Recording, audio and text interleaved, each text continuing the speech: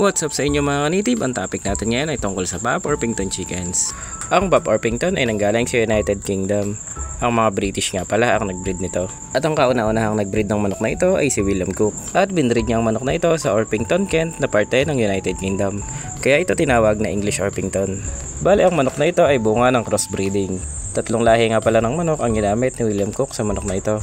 At ang mga manok na ito ay Minocars, Langshan's at Plymouth Rock. At ang kauna-unahang kulay ng manok na ito ay kulay black. At tumitimbang ang manok na ito ng 3 kilo hanggang 4 na kilo ang tandang. At ang mga hen naman ay 2.3 kilos hanggang 3.3 kilos. Dahil sa ganda ng pagkakadevelop nito ay naging show type or exhibition type na lang ang manok na ito. Bali ang purpose pala ni William Cook dito ay meat and egg production. At nangingitlog sila ng 170 hanggang 220 eggs in a year.